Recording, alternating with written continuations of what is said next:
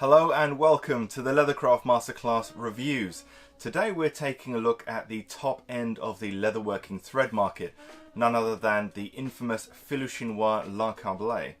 Fil Chinois was registered in 1847 and became one of the giants of the thread industry. Unfortunately, due to changes in manufacture and the increased use of machinery in stitching, it started to go into a steady decline, and if it wasn't for a collaboration between Frederique Belay and Olivier and Bruno Toulemont in Lille, then the brand would have all but died.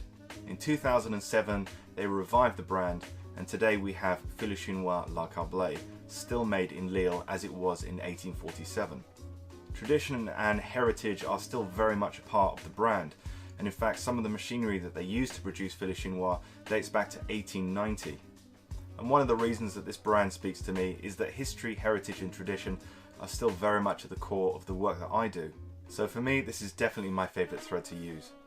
Lin Câblé, or cabled linen, is called cabled because it is 3 strands of linen which have each been spun, and then all 3 of them are twisted together. So it has been twisted twice, and it's this twisting that causes pressure or friction between the fibres, and it makes it very, very strong and also very dense. It's this tight twisted cabling that gives Fil Chinois Lin Câblé its strength over regular threads, also made from flax linen. In order to be called linen, it has to be made from the flax plant. Linen comes from the Latin word for flax, which is linum. So any company producing something that isn't made from flax isn't actually linen. So just be aware of what brand that you do choose, because not all brands are actually truthful about using real flax linen.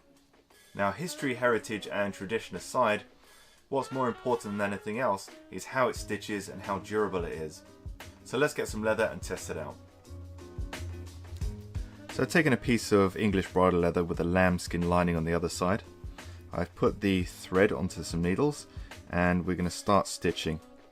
So I'm using an awl for this, which I like to do in my traditional work. And I'm going to pre-prick on there like so. Center up my thread. So I've added a little bit of beeswax to the thread before stitching, which I always like to do on any thread. Just makes it stitch a little bit smoother. Also helps to waterproof the thread as well. And as you would expect from a high quality thread, it stitches beautifully. Especially in this high quality English bridle, which is probably my favourite to work with, even though I may be a little biased coming from England. The cabling also gives it a nice rounded look, which I think is quite aesthetically pleasing. And one of the reasons it maintains that is because it's very densely wound, very densely cabled. So here we have it, finished stitching on there, and it gives a nice clean look to your work. Because of the cabling and the density of the thread, it gives some nice back stitches too. And on the flip side, if you've added a cast, it gives a nice angle to that stitch as well. So in conclusion, is Lin Câblé as good as people claim that it is? In my opinion, yes, it is. It's a high quality, genuine flax linen thread with a great story behind it, a great company behind it, and the history and heritage that I personally enjoy. It's also worth mentioning that a lot of people think that these spools are 50 meters.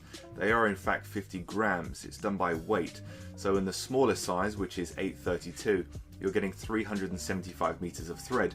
So when you work out the price per meter, it's actually very good value for money.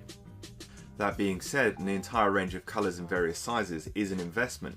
But then again, most things are in leatherwork. And if you're looking to create high quality fine leather goods, there's no real way to cheap out on that. So investing in the best equipment and investing in the best materials is often the best way. If you're looking to try a spool, my recommendation would be something like 532, which is about half a millimeter, 0.5 millimeters. That's a good overall size for many things such as wallets and small bags.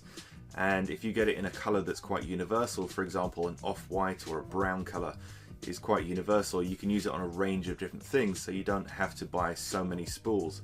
And then over time you can buy more as necessary and funds allow. And if you're looking for a consistency comparison between linen thread and polyester thread, here is an example. where the top two are stitched with polyester thread and the one at the bottom is Lin Câblé.